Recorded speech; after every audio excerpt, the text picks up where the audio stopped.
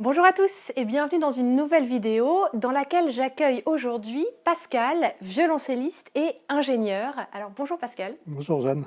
Merci beaucoup d'être venu aujourd'hui sur ma chaîne pour nous parler du violoncelle électrique.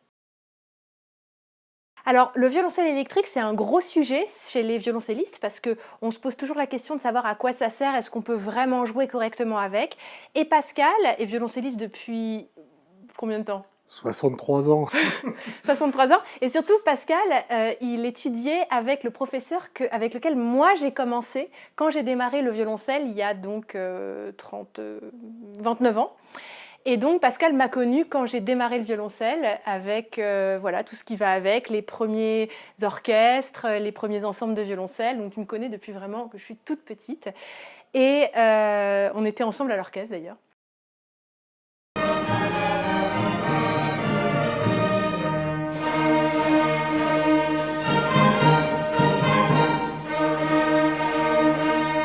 Du coup, toi, Pascal, tu es ingénieur de formation, c'était ton métier, et donc tu as fait des recherches très poussées sur le violoncelle électrique pour en améliorer le son, c'est ça? C'est ça, oui. Donc moi, il va falloir que tu m'expliques vraiment depuis le début, parce que le violoncelle électrique, c'est vraiment pas ma spécialité, donc je vais découvrir, je pense, plein de choses avec toi aujourd'hui. Déjà, bon, qu'est-ce que c'est qu'un violoncelle électrique? Donc un violoncelle électrique, c'est un violoncelle qui se joue comme un violoncelle, si ce n'est qu'on n'entend pas le son. Le son, il est capté par un ou deux micros à l'intérieur du violoncelle. Et puis après, ben, soit on écoute ça au casque, soit on le branche sur un ampli, plutôt la chaîne hi-fi qu'un ampli de guitare, parce que le son n'est pas du tout le même. Du coup, à quoi ça sert un violoncelle électrique? Alors, il y a deux raisons pour lesquelles on utiliserait un violoncelle électrique. Première raison, les voisins. Ils en ont assez d'entendre les gammes, les exercices, les études. Donc ça cogne au plafond, ça cogne sur les murs. Donc avec le violoncelle électrique, on est tranquille, ça fait pas de bruit. Deuxième raison, c'est si on veut faire un petit peu de musique amplifiée. Donc là, musique amplifiée, on met un ampli derrière, on peut mettre toute une batterie de pédales pour transformer le son, et puis s'amuser avec un groupe de variété, de jazz, de rock. Moi, ça a été la raison pour laquelle j'ai acheté le violoncelle électrique. D'accord, c'était pas pour les voisins, toi. C'était pas pour les voisins, ils n'ont jamais rien dit. Et donc en fait, ce que tu me disais, c'est que tu t'es retrouvé avec un son qui te satisfaisait pas par rapport au violoncelle acoustique. Par rapport au violoncelle acoustique, oui. Alors, il y a différentes qualités de violoncelle électrique. Ça dépend du prix que l'on met dedans, comme tout. Les premiers prix de violoncelle électrique, c'est environ 300 euros. Mais autant dire que c'est pourri de chez pourri. Donc aucun plaisir, au bout de 10 minutes, on laisse tomber. Il y a des violoncelles électriques aussi qui sont absolument injouables avec une technique de violoncelliste. Parce qu'ils sont montés sur une espèce de pied de micro. Donc on n'a plus la sensation de tenir un instrument. C'est-à-dire toute la technique qu'on a acquise sur le violoncelle acoustique, on la perd complètement. Donc tout ça, c'est à éviter. Et puis après, on peut monter en gamme. Donc le violoncelle que j'ai, c'est un Yamaha SVC 110. C'est du haut de gamme comme violoncelle électrique. C'est un très bon instrument du point de vue de la construction. Jamais d'ennui avec. Il suffit de changer les piles. Par contre, ça consomme au point de vue électricité, enfin, au point de vue batterie. C'est un excellent instrument, c'est-à-dire qu'on retrouve les sensations du violoncelle acoustique. Et puis, on branche ce qu'on veut derrière. On branche ce qu'on veut, c'est-à-dire? Pédale de distorsion, reverb, chorus, enfin tous les effets qu'il y a pour les guitaristes, on peut les appliquer sur le violoncelle électrique. Un jour, on m'a demandé de jouer avec des amis, de jouer dans un groupe où on faisait un peu de rock léger. Et au début, je faisais ça avec mon violoncelle acoustique. J'avais acheté un micro, je branchais le micro dessus. C'était l'enfer, parce que le micro, il prend tout ce qui traîne, donc ça se met à faire du larsen, ça se chope tous les bruits, le bruit de la batterie qui est à côté, le chanteur qui est amplifié, donc c'était l'enfer. Donc un jour, j'ai dit, bon, je règle le problème, j'achète un violoncelle électrique. Et depuis ce jour-là, c'était le pied. Parce que finalement, il suffit de brancher. Quand les copains décident de jouer un peu plus fort, ben nous, on n'a qu'à tourner le bouton et puis on se remet au niveau. Donc c'était idéal pour faire ce type de musique. Et puis en plus, bon, ça permet, comme j'expliquais, de rajouter derrière tout un tas d'effets, donc avec un pédalier. Comme les guitaristes, hein, si on regarde les guitaristes sur scène, ils ont tout de suite 10 pédales à leurs pieds, ben on peut faire exactement la même chose avec le violoncelle. Alors, est-ce que tu peux nous montrer un petit peu déjà comment ça marche, enfin nous présenter un petit peu ton violoncelle? Donc le violoncelle électrique, donc ça se présente comme un violoncelle normal, 4 cordes, un chevalet, un manche, un cordier. C'est quand même assez différent d'un violoncelle normal, il n'y a pas de caisse. Alors, sur le Yamaha, c'est le seul qui a une mini-caisse. Donc ici, il y a un petit résonateur entre le bas du manche et puis le cordier. Donc, histoire d'avoir une petite résonance. Le cordier, c'est un cordier tout à fait standard. Les cordes, ce sont des cordes standards. Il a un look d'enfer, parce qu'ils sont bien... et point de vue design, il est très beau. Et puis, derrière, il y a un certain nombre de prises. Donc, il y a un petit compartiment pour mettre les batteries. Il y a la sortie pour aller vers l'ampli. Et puis, une sortie pour aller vers le casque. Et puis, en plus, on a une petite entrée auxiliaire. C'est-à-dire que si on veut mettre une backing track, faire un accompagnement, on le met dedans, on l'a dans le casque, on peut mixer les deux volumes, et puis on se joue le morceau qu'on est en train de travailler avec l'accompagnement, sans déranger personne. Donc toi, qui es aussi violoncelliste acoustique, qu'est-ce que tu en penses au niveau de la qualité du son? Eh bien, écoute, Jade, avant de te répondre, j'aimerais que tu l'essayes, et puis que toi d'abord tu me dises ce que tu en penses, comme ça évite que je t'influence. Et puis, donc, au point de vue sensation, est-ce que tu as l'impression de jouer un violoncelle ou quelque chose de différent? Et puis aussi au niveau du son. D'accord. Donc, je le tiens comme un violoncelle normal Oui. et je mets le casque, Tu c'est mets ça? le casque. D'accord. Parce qu'en fait, là, toi, tu vas entendre rien. Mes auditeurs, ils vont entendre le Ils vont vrai entendre son le du vrai son parce violoncelle. qu'on a branché en parallèle un petit enregistreur pour qu'ils entendent ce qui sort. D'accord. Alors, donc déjà au niveau de la prise en main, bon, c'est assez spécial d'avoir une sorte de vide à l'intérieur parce que on voit qu'il n'y a rien, mais en même temps au niveau du maintien entre les genoux et puis du maintien ici en dessous de la poitrine, c'est quand même très réaliste. Il y a quand même une sensation assez confortable. Après, voilà, au niveau de la prise en main du manche, là, il n'y a littéralement aucune différence. L'archet, c'est mon archet, donc pas de différence. Et puis, je vais jouer un petit peu du coup.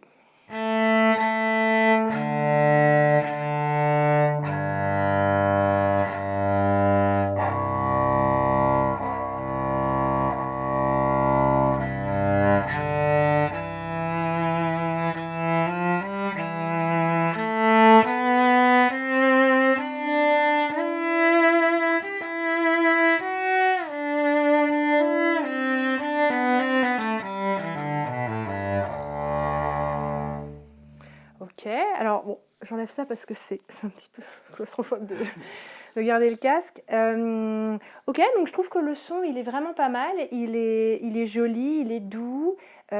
Personnellement, je trouve que ça manque un petit peu de résonance. Je trouve pas ça. C'est pas que c'est sec, c'est que c'est un peu. Ça manque de matière en fait. Je trouve ça un peu lisse. Et j'ai pas du tout de sensation d'une vraie caisse de résonance. Bon, je sais qu'il n'y en a pas, mais ça devrait pouvoir l'imiter et j'ai pas ça, clairement. Donc ça, c'est au niveau de ce que j'entends. Mais après, au niveau des sensations vraiment digitales, là, c'est super. J'ai vraiment une sensation vraiment normale, même de jeu, d'accroche sur la corde. Je pense que tu as mis des bonnes cordes aussi. Ça glisse bien pour les démancher. On a des bons repères. Là, au niveau de la justesse, les repères sont là. Mais au niveau du résultat sonore, je ne sais pas comment ça sonnera dans l'enregistrement final, mais je trouve que ça manque de corps en fait. Alors, tu as tout à fait raison. Au point de vue tenue du violoncelle, on a les repères. C'est-à-dire que sur les genoux, on sent bien le violoncelle. Au niveau du sternum, on le sent comme un violoncelle acoustique. La position, c'est une position de violoncelliste, donc là, on ne perd aucun repère. Par contre, je trouve que, du point de vue manche, le manche est un peu épais. Donc le manche, on en a plein la main quand même, on en a plein les doigts parce il est un peu épais. Et puis, il y a... alors, je ne sais pas si c'est un défaut, parce qu'il y a certains violoncellistes que ça ne gêne absolument pas. Il est légèrement plus long qu'un violoncelle normal. Il fait 1,5 cm, c'est-à-dire qu'entre le chevalet et puis le sillet, il y a 1,5 cm de plus que mon violoncelle acoustique. Et ça, moi, ça me gêne. Il y a des violoncellistes, ça les dérange pas. Mais moi, ça me gêne, parce qu'en première position, il faut penser à écarter un petit peu plus. Et puis, deuxième chose qui me gêne, c'est que la butée, elle est un peu plus basse que sur les violoncelles normaux. Ce qui fait qu'on est obligé de penser que finalement, quand on est à fond, c'est pas la quatrième position comme mon violoncelle acoustique. Je sais que quand j'ai un concert en acoustique, je m'interdis de jouer du violoncelle électrique pendant au moins une semaine pour garder les bons écartements sur mon violoncelle acoustique. Et quand j'ai un concert violoncelle électrique, je m'interdis de jouer de l'acoustique pendant une semaine, pareil, pour me reformer les écartements. Parce que sinon, première position, quatrième doigt, je suis un peu bas. Et puis, quatrième position, je suis un peu haut. Du point de vue du son, tu as tout à fait raison, ça manque un petit peu de corps. Donc, on a un son de violoncelle, hein, ça c'est clair, mais c'est un son de violoncelle de violoncelle d'étude. Et puis, moi, ce que je ressens aussi, c'est des difficultés à pouvoir jouer sur la dynamique. C'est entre un pianissimo et un fortissimo, c'est moins probant que sur le violoncelle acoustique. Donc quand on s'en sert pour jouer dans un groupe de rock, la dynamique on s'en fiche, hein, puisque tout le monde est à fond. Mais quand on veut, quand on veut faire un petit peu de classique dessus, c'est ce qui va un petit peu manquer. Donc c'est vrai qu'à ce que tu dis, moi ce qui ressort, c'est que pour les violoncellistes classiques qui ont un violoncelle électrique juste pour pouvoir travailler, il faut faire attention. C'est un peu ce que je comprends et d'ailleurs moi c'est toujours ce que j'ai pensé, c'est-à-dire il faut être un peu prudent avec le travail classique d'une pièce classique avec un violoncelle électrique parce qu'on n'a pas, on peut pas aller aussi loin dans la finesse qu'un violoncelle que l'acoustique. acoustique. Oui, oui. Alors, là-dessus, bien entendu, moi, quand j'ai un trait à travailler, hein, ça m'est arrivé souvent, travailler sur le violoncelle électrique, parce que ce qu'on cherche à faire, c'est de la mécanique des doigts. Donc, ok, on n'entend pas le son, on entend le son sans amplification, mais c'est pas ce qu'on recherche. Mais à partir du moment où on va commencer à vouloir interpréter quelque chose, vouloir faire de la musique, on va être un peu frustré. Ah, Donc toi, du coup, tu ne t'es pas satisfait de cette frustration. C'est pour ça que je me suis lancé dans une démarche d'amélioration du son du violoncelle électrique. Alors, du coup, comment tu as fait pour améliorer le son de ton violoncelle électrique? Alors, là, c'est mon côté scientifique qui reprend le dessus. J'ai vraiment pris ça comme un véritable projet dans une société. Cahier des charges, améliore-moi le son de ce violoncelle. Alors, il y a plusieurs techniques pour améliorer le son. La première technique, c'est l'égalisation. On achète un petit boîtier équaliseur, 3 bandes ou 5 bandes ou 5 bandes, et puis à ce moment-là, on peut travailler un petit peu sur le spectre du son. Mais ça va pas très loin. C'est-à-dire que si on veut un peu plus de graves, on force les graves, exactement comme sur sa chaîne hi-fi, hein, ou si on veut un peu moins de médium, on baisse un peu les médiums. Bon, mais c'est pas suffisant. Donc, on me suis fait un cahier des charges. Je me suis dit, qu'est-ce qu'il faudrait Je voudrais retrouver les sensations de mon violoncelle acoustique. Et le son de mon violoncelle, de mes violoncelles acoustiques, parce que j'en ai deux. Alors, il y a une technique qui est utilisée, qui se développe pas mal en ce moment, ça s'appelle la réponse impulsionnelle. Donc, c'est un mot barbare, mais ça, je vais t'expliquer ce que c'est. Mais je me suis mis des contraintes. je me suis dit, je veux pouvoir jouer du violoncelle comme je jouerais sur mon violoncelle acoustique. C'est-à-dire que quand je joue spiccato, je veux que ce soit du spiccato. Quand je joue marcato, enfin tous les modes de jeu du violoncelle, je veux pouvoir les retrouver sur mon violoncelle électrique. Alors des modes de jeu, il y a une thésarde en Angleterre qui avait fait une thèse là-dessus, qui avait répertorié à peu près 50 modes de jeu. Donc un mode de jeu, il y a les modes de jeu classiques, je joue ordinario, spiccato, marcato. Oui, comme ça, oui. Mais 50? 50, alors à la fois, elle a fait toute la panoplie jusqu'au violoncelle préparé. Ah, ah oui. Donc là, il y a tout pour. Et je me suis dit, je veux exactement faire la même chose. Je suis en train de jouer du violoncelle, je veux pouvoir faire la même chose sur mon violoncelle électrique. Donc première contrainte. Deuxième contrainte, je veux que ça soit vraiment temps réel. C'est aucun retard quand je joue. Comme si j'étais sur l'acoustique. Donc ça m'a amené donc démarche scientifique, je lis la littérature, je vais lire quelques thèses sur le sujet. Il y a eu en fait deux précurseurs là-dedans. Il y a eu un Italien, son nom de famille c'est Farina, qui est à l'université de Parme, qui a travaillé sur les violons. Donc lui, sa recherche, c'était si je pars d'un violon tout à fait ordinaire, comment je peux mieux le faire sonner, justement avec des réponses impulsionnelles. Et puis, cette technique, elle a été grandement améliorée par l'université de Édimbourg, où ils ont sorti un petit boîtier qui servait exactement comme moi à améliorer le son du violoncelle.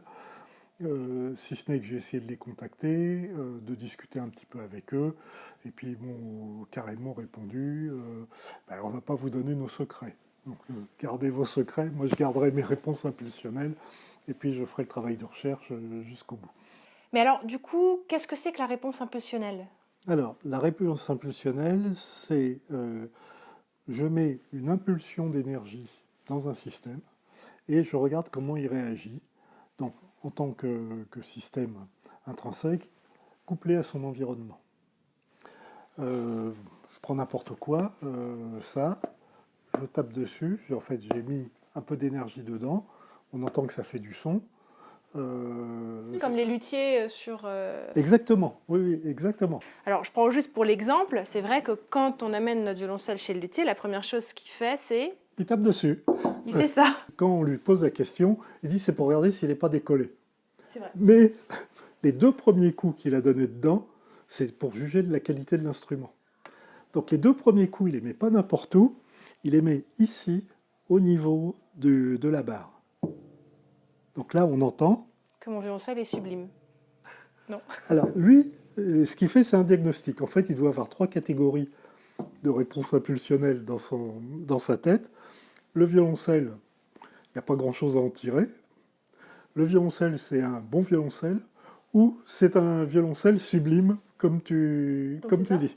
Donc, rien que le fait de ça, il sait tout de suite ce que c'est. Donc, il va orienter les réponses après. Si tu lui dis, oh, il sonne pas terrible, bon, bah, il va dire, c'est normal, hein, t'as acheté un chinois. Par contre, si tu lui ramènes un Stradivarius, il va tout de suite l'entendre, même sans regarder l'étiquette. Et là, il va se dire, là, il y a quelque chose à faire. Voilà. Donc, il fait de la réponse impulsionnelle. D'accord. Moi, donc, j'ai utilisé cette technique de réponse impulsionnelle, et puis au début, je faisais un petit peu de bricolage, donc je tapais avec une petite cuillère sur le chevalet, j'enregistrais la réponse, j'essayais de voir si ça modifiait le son sur l'ordinateur, et puis j'arrivais à avoir des résultats, mais je ne retrouvais pas le son de mon violoncelle acoustique. C'est-à-dire que je prenais mon violoncelle acoustique, je faisais une réponse impulsionnelle, je faisais mes petits calculs derrière, j'essayais, et puis j'améliorais des choses, mais alors je retrouvais une sensation de bois. C'est ça qui était intéressant, c'est que j'entendais le bois du violoncelle. Mais c'était pas le son de mon violoncelle acoustique. Donc j'ai continué à rechercher, puis je me suis aperçu qu'au Mans, il y a un institut qui s'appelle l'ITEM, qui est spécialisé justement dans tout ce qui est recherche scientifique pour la lutherie. Donc j'ai envoyé un petit mail à la chercheuse qui s'en occupe, et puis je lui ai demandé est-ce que vous n'auriez pas des réponses impulsionnelles de bons violoncelles. Et donc elle m'a répondu non, j'en ai pas, j'ai que des violons, mais pourquoi est-ce que vous avez besoin? Donc je lui ai expliqué, je lui ai fait un petit courrier en lui expliquant ce que je voulais faire. Et là, elle m'a dit, oh, mais c'est intéressant ce que vous voulez faire. Donc si vous voulez, vous venez avec votre violoncelle acoustique, et puis on ira au labo, et puis je vous l'identifierai, je vous ferai une vraie réponse impulsionnelle de votre violoncelle. Mais alors, pour que ce soit bien clair, parce que moi, je ne suis pas hyper calée en acoustique, en fait, ce que toi, tu appelles réponse impulsive, à savoir par exemple taper sur la barre d'harmonie, ça te donne, de bonnes informations sur la qualité de l'instrument. Ça me donne toutes les informations de réponse de l'instrument. Parce que moi, je croyais qu'il fallait jouer pour savoir si un violoncelle était bon ou pas. Alors ça, c'est ton point de vue de musicienne. Point de vue du physicien, non, pas du tout. Parce que on prend ton violoncelle acoustique, tu joues, tu vas avoir un certain son. Je le prends, je ne vais pas avoir le même son. Parce que y a ma technique, il y a ta technique. Toi, tu connais ton violoncelle, moi, je ne le connais pas. Donc, on ne va pas avoir le même son. Donc, ça ne me donne pas tellement d'informations là-dessus. Par contre, quand je tape dessus, en fait, le fait d'envoyer cette petite impulsion d'énergie, si on regarde le spectre de cette impulsion, il va y avoir toutes les fréquences. D'accord? Donc, j'ai la réponse du violoncelle sur toutes les fréquences. Ok. J'ai compris. Bon. J'ai compris et c'est pas peu dire. Je pense que c'était très clair. Merci Pascal. D'accord. Alors du coup... Ouais, alors, attends. Donc j'étais à l'ITEM. J'y suis allé un dimanche. Alors, du coup, j'ai emmené mes deux violoncelles acoustiques plus le violoncelle électrique. Et la façon dont ça se passe, elle a un tout petit marteau. Donc elle fait comme moi avec ma petite cuillère. Si ce n'est que dans son marteau, il y a un accéléromètre, on sait avec quelle force elle tape. Et puis du côté de l'âme, elle vient coller sur le violoncelle pareil, un accéléromètre. Et elle voit la façon dont la table réagit à la réponse impulsionnelle. C'est-à-dire qu'on connaît la force exactement avec laquelle on a tapé sur le chevalet, et de l'autre côté, on voit comment ça réagit, et par une petite équation, on est capable, en fonction de la force, de récupérer la réponse impulsionnelle du violoncelle. Quand tu dis récupérer, tu veux dire enregistrer? C'est enregistrer, calculer, et puis après, j'ai un fichier numérique où j'ai, pour un certain nombre de fréquences, la réponse du violoncelle. Et du coup, cette réponse, après, tu peux la mettre dans le violoncelle électrique pour qu'il ait la même réponse impulsionnelle qu'un violoncelle acoustique? C'est ce que font les Italiens et c'est ce que font les Anglais. Mais à ce moment-là, j'ai commencé à me poser des questions. À me dire, ok, j'ai un violoncelle acoustique, mais c'est pas un Strad. Donc, est-ce qu'il n'y aurait pas moyen de jouer le Strad de Rostropovitch, le Strad de Yo-Yo Ma. Donc, y aurait-il un moyen de retrouver la réponse impulsionnelle à partir des enregistrements qu'elle a fait avec son violoncelle? Donc, tu veux dire que tu n'es pas allé frapper à leur porte pour faire toc-toc sur leur violoncelle? Non, parce que déjà, ils m'auraient envoyé promener, je pense. Et puis Rostropovitch, je ne sais pas où il est, son violoncelle. C'est vrai. Et puis, je l'ai fait aussi pour des violoncellistes, enfin pour des violoncelles qui ont appartenu à des violoncellistes qui sont morts il y a déjà 50 ans ou plus. Donc, impossible de retrouver. Impossible de retrouver. Donc, comment tu as fait? Donc, je suis parti. Alors, on a la chance, en tant que violoncelliste, d'avoir les suites de Bach. Et tous les grands violoncellistes ont enregistré les suites de Bach. Donc tout le travail de recherche, c'est comment, à partir des enregistrements des suites de Bach, je peux essayer d'extraire la réponse impulsionnelle de leur violoncelle. Pour être honnête, je n'ai pas que la réponse impulsionnelle du violoncelle. J'ai la réponse impulsionnelle du violoncelle, certes, mais ce qui va influer, c'est aussi l'instrumentiste qui joue dessus. Ça va être le local, enfin le lieu où ils ont joué, parce que en fait, ils font très attention à l'acoustique de l'endroit où ils enregistrent. Il y a tout le savoir-faire de l'ingénieur du son, qui va mettre 3 micros, un près, un moyen, un très éloigné, et pas n'importe où dans la pièce. Il y a tout le savoir-faire après du mixeur, il y a tout le savoir-faire de la personne qui va faire le mastering du CD, pour avoir une qualité vraiment sublime qui mettra le mieux en valeur et l'instrumentiste et l'instrument. Mais alors, ce que je comprends pas, c'est que tout à l'heure, je te disais, moi, je croyais que c'était quand tu jouais un instrument que tu avais enfin, que tu avais la qualité du son. Mais du coup, on dirait que c'est ça que tu as fait, puisqu'ils jouent, ils sont en train de jouer, donc tu n'as pas de petit marteau. Ben, j'ai pas de petit marteau parce que je vais pas aller voir Anne Gastinel. Excusez-moi madame, est-ce que je peux taper sur votre violoncelle? Non, mais du coup, comme tu n'as pas de petit marteau, donc tu n'as pas de moyen d'avoir l'impulsion dont tu parles. Oui, j'ai pas le moyen d'avoir directement l'impulsion, mais j'ai quelque chose qui me permettra de reproduire la qualité sonore qu'elle avait dans son CD. Wow. Et ça c'est ça qui est intéressant. Ce qui fait que, ben, après, ben, ok, je peux jouer le Strat de Rostropovitch, le Strat de Yo-Yo Ma. Donc tu veux dire que tu peux, avec le travail et les calculs que tu as fait sur le Strat de Yo-Yo Ma, tu le branches sur celui-là, et moi, quand je vais jouer, on va entendre le violoncelle que Yo-Yo Ma était en train de jouer. Oui, dans son environnement d'enregistrement du CD. Dans l'église où il a enregistré. Oui. Et du coup, il y a la manière dont il joue aussi qui va influer. Ça va influer, oui, ça va influer, oui. La réponse impulsionnelle, c'est une technique qui est très utilisée dans le domaine des ingénieurs du son aujourd'hui. Lorsqu'on prend un ingénieur du son qui tourne beaucoup avec un artiste, et maintenant il ne s'embête plus du tout à régler en fonction de la salle, à faire des balances hyper précises en fonction de la salle. Ils ont des logiciels qu'ils branchent sur leur sono.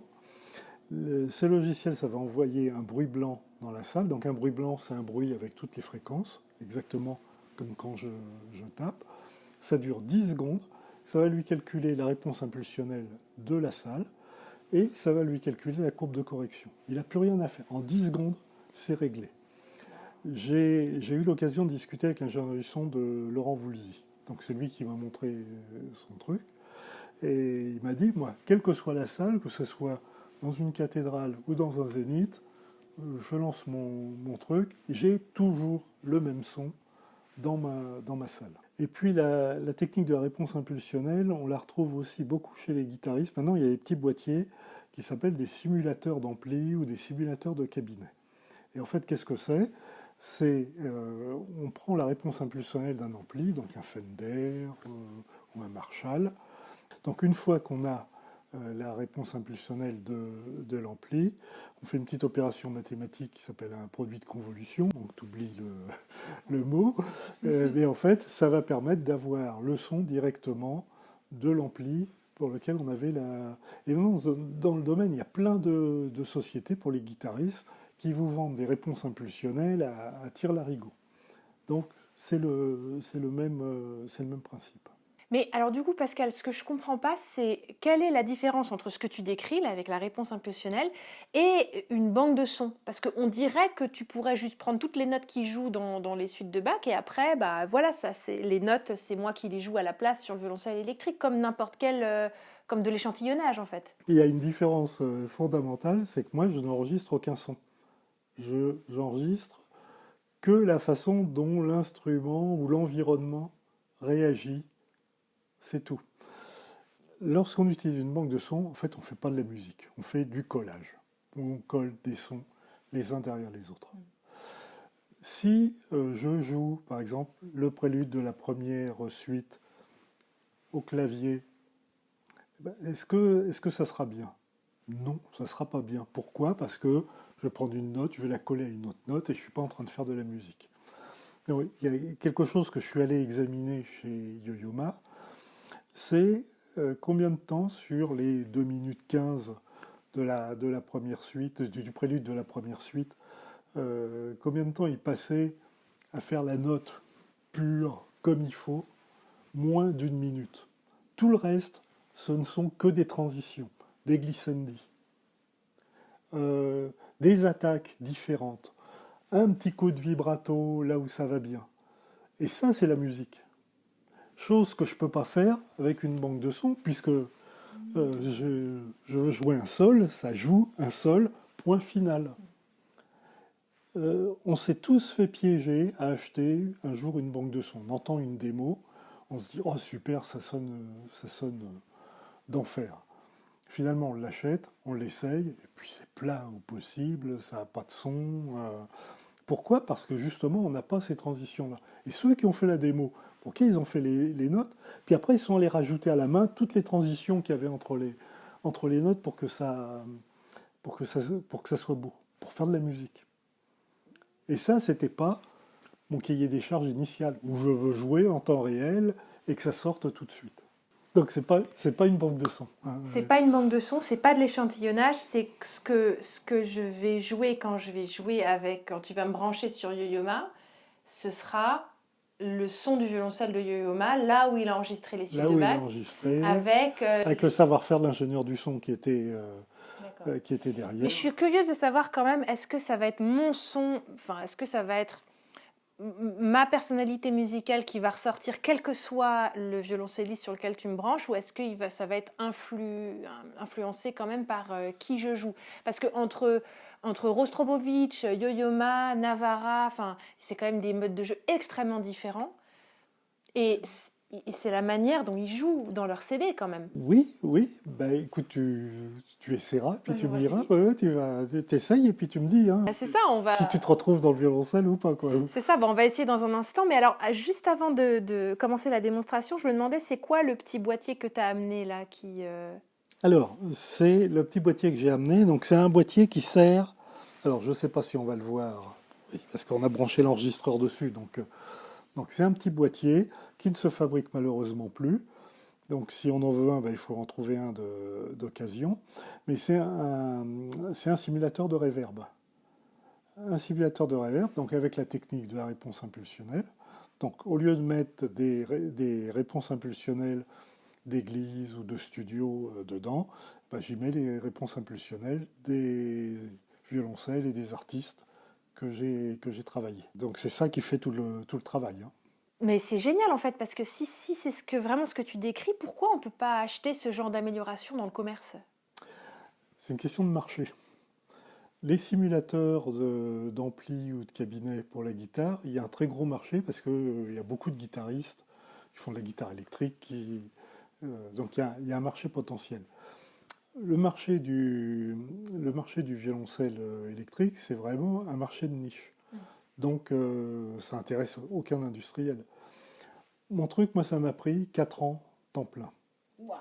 Donc 4 ans temps plein au tarif d'un ingénieur, tu vois l'investissement que la société aurait dû mettre pour avoir ça. Donc ils ne retrouvent pas leur investissement. Donc tu trouveras pas ça sur le marché. Il faut que la communauté des violoncellistes électriques se motive pour lever des fonds pour qu'on puisse tous se procurer ça, pouvoir jouer comme Rostropovitch ou Jean-Guyen Queyras chez nous, quoi. Alors du coup, on va passer à la démonstration avec une petite sélection des violoncelles sur lesquels tu as travaillé. Donc on va commencer avec le violoncelle de Yo-Yo-Ma, qui est un Stradivarius, c'est ça? C'est un Stradivarius, c'était le Stradivarius de Jacqueline Dupré. Et Philippe Muller dit que c'est le plus beau Stradivarius qu'il y a sur Terre. Merci Philippe Muller dit ça. Ouais. Alors du coup, je vais jouer les premières mesures du prélude en do majeur, le prélude de la 3e suite de Bach, pour voir ce que ça donne.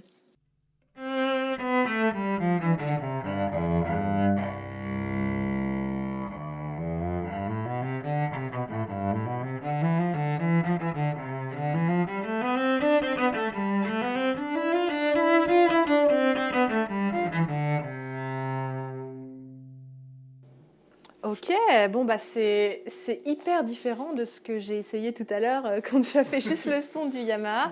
C'est-à-dire que là, j'ai l'impression qu'il y a énormément de chaleur en fait dans le son, qu'il y a de la résonance, le son a beaucoup plus de personnalité en fait. J'ai l'impression de jouer un violoncelle quoi. Voilà. Donc pour l'instant, j'ai pas d'autres points de comparaison, mais c'est vrai que en plus si on a choisi un super violoncelle pour commencer, mais ouais, c'est génial. Je sais pas si c'est quelque chose qui s'entend beaucoup quand on écoute de l'extérieur, mais en tout cas, j'ai vraiment des sensations beaucoup plus réelles en fait, c'est beaucoup plus franche de jeu, ouais. Yo-Yo Ma, il les a enregistrés 2 fois, les suites de Bach. Là, celui-là, c'était la deuxième version. La première version, il les avait faites sur un Montagnana de 1733 qui a une autre couleur. Donc si tu veux essayer son Montagnana, je change. Voilà, c'est chargé, vas-y.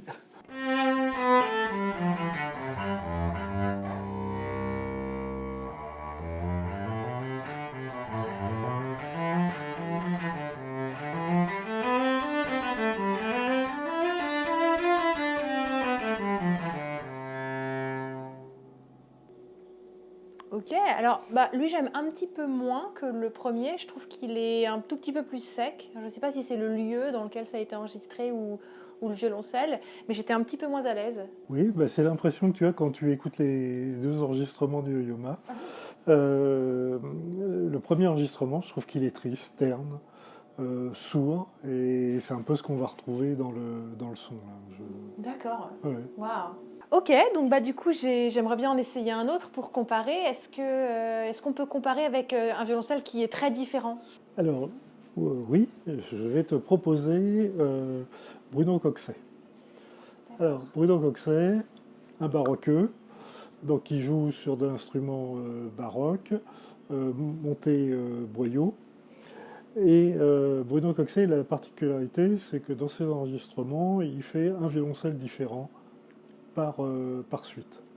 Il travaille avec un luthier qui s'appelle Charles Richet, qui est du côté de Montélimar, dont la spécialité, c'est de faire des copies d'instruments anciens. Donc il essaye, il prend des vieux plans, il construit le violoncelle, et puis Bruno Coxet les joue. Alors du coup, quel est le violoncelle que je vais jouer? Pour le coup, c'est un peu particulier, parce que pour l'enregistrement de ces suites, il a utilisé 4 violoncelles différents. J'ai fait un violoncelle hybride qui reprend les caractéristiques des 4. Ok. Donc ça va être quelque chose qui n'existe pas, mais que tu vas marche. pouvoir essayer. Je vais rejouer exactement le même extrait avec le même jeu pour qu'on entende bien la différence. Mais en plus, si tu as envie de le jouer autrement, parce que le violoncelle t'inspire de jouer différemment, joue-le différemment. D'accord. Et puis, tu peux essayer de le jouer à la Bruno Coxet. C'est-à-dire que Bruno Coxet, c'est tout détaché, le trait que tu joues. Ah, d'accord.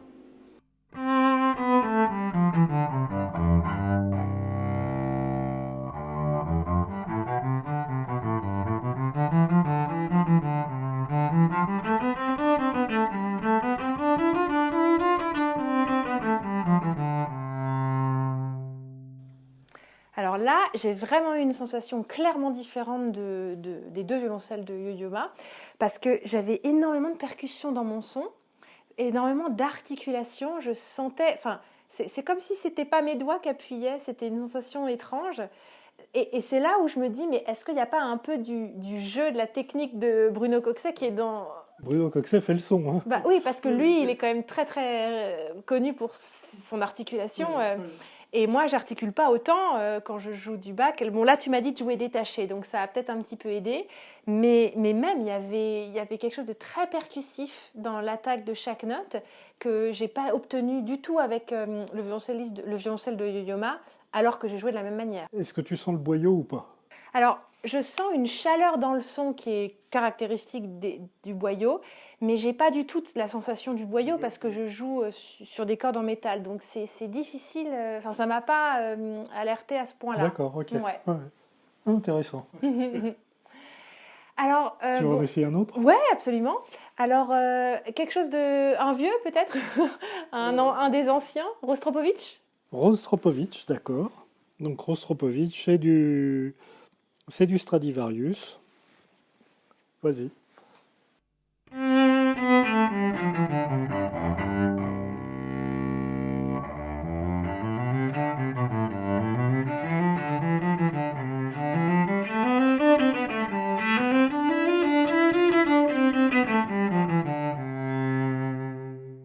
D'accord, bah là, c'est clairement très différent du son de Bruno Coxet. J'ai pas la même chaleur dans le son, mais c'est très beau, enfin rien à dire, a priori. Est-ce que tu as l'impression de jouer un beau violoncelle? Oui, mais moins beau que celui de Bruno Coxet. Ça, c'est ton côté baroqueuse. Peut-être, je suis plus sensible à ça, mais parce que pourquoi c'est quoi le violoncelle de Rostropovitch? C'est un Stradivarius C'est un aussi? Stradivarius et le Ouais. Davidoff. Ouais. Ouais. Mais est-ce que c'est pas le son de Bruno Coxet que je préfère à celui de Rostropovitch? C'est peut-être aussi ça, oui. Parce que clairement, quand on écoute les suites de Bruno Coxet et les suites de Rostropovitch, c'est pas du tout la même esthétique. Non, puis il n'y a pas Moi, photo entre les deux non Ben plus. non. Donc c'est vrai que est-ce que c'est le violoncelle vraiment que je suis en train de jouer ou un peu de E? Est-ce que c'est pas... Tu joues un peu de Rostropovitch aussi. Oui. Alors ensuite, Alors, Pierre Fournier.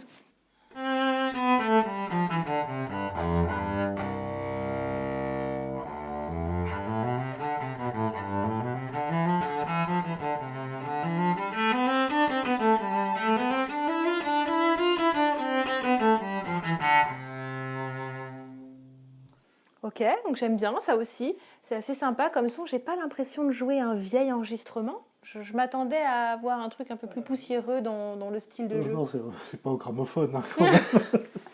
D'accord. Dans les poussiéreux, il y avait Pablo Casals. Ouais. Mais je l'ai pas fait parce que l'enregistrement est tellement mauvais que T'arrives pas à avoir que ça donnerait rien. Ouais. Alors, on passe à la suite. Qu'est-ce qui nous reste? Est-ce que tu veux essayer Ophélie Gaillard? Oui, bien sûr. Alors, qu'est-ce qu'elle joue, elle? Alors, Ophélie Gaillard, elle joue un gros frilet de 1737.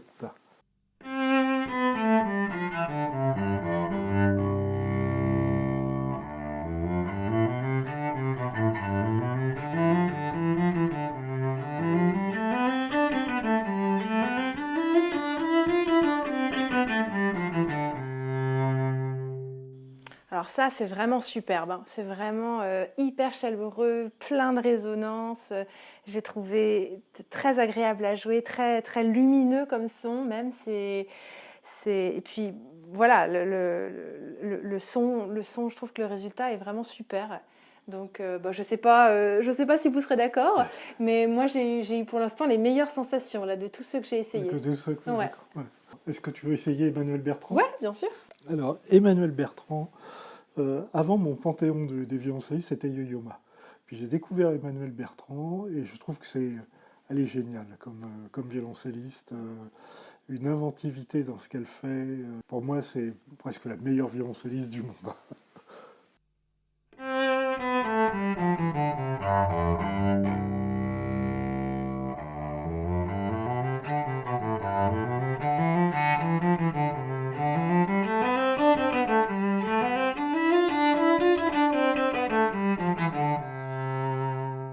Ah ouais, super beau, super beau. Là, il y a encore plus de chaleur, encore plus de corps. Je trouve que même dans celui d'Ophélie Gaillard, là, j'ai adoré le son de ce violoncelle. C'était vraiment super. Et tu me disais aussi qu'un de tes favoris, c'était celui d'Anne Gastinel. Anne Gastinel, ce que j'aime bien, c'est les basses dans le violoncelle d'Anne Gastinel. Ok, bah, on peut voir, on peut comparer avec. Ok.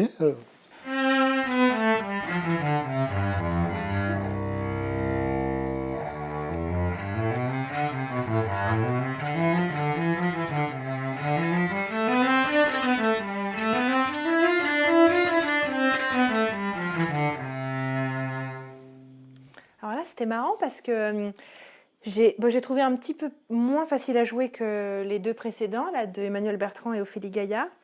Mais surtout, j'ai eu l'impression d'entendre des harmoniques en plus de ce que je jouais. Quand je jouais dans les aigus, j'ai eu l'impression d'entendre d'autres notes, en fait. C'est possible ou... C'est possible, oui. Dans l'église où elle jouait, que ça résonnait oui, aussi, oui. C'était assez intéressant, ouais. Ouais. Qu'est-ce que tu veux essayer d'autre? Bah, Keras, non? Keras. Jean-Guillaume Keras. Jean-Guillaume Keras.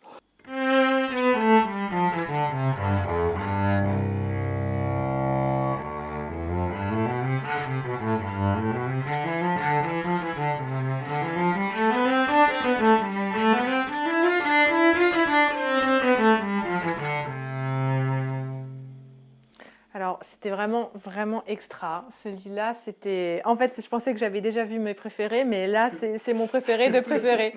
C'est-à-dire que, en fait, il y a tellement de chaleur et de résonance dans le son que là, j'avais carrément l'impression d'être ailleurs.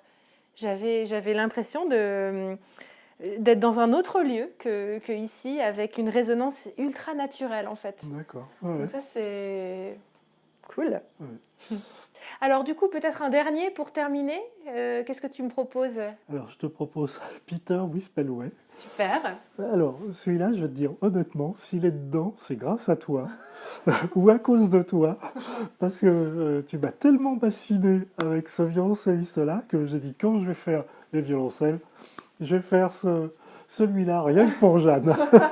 Oui, parce que c'est vrai que quand j'étais petite et que mes parents m'ont acheté mes premiers CD de violoncelle, c'était lui. J'ai les sonates de Beethoven, Arpeggione de Schubert, j'ai les suites de Bach et les sonates de Vivaldi. J'ai un petit coffret et je devais avoir 6-7 ans. Et donc, c'est mon idole depuis que je suis toute petite. Donc,